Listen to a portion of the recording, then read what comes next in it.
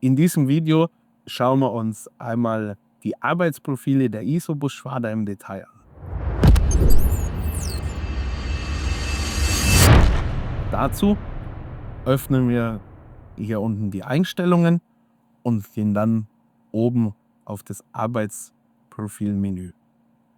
Man sieht jetzt hier verschiedene Arbeitsprofile, in denen dann entsprechend die Einstellungen zur Arbeitsbreite, zur Höhe des linken und rechten Kreisels sowie zur Einstellung der Funktion FlexHigh gespeichert werden.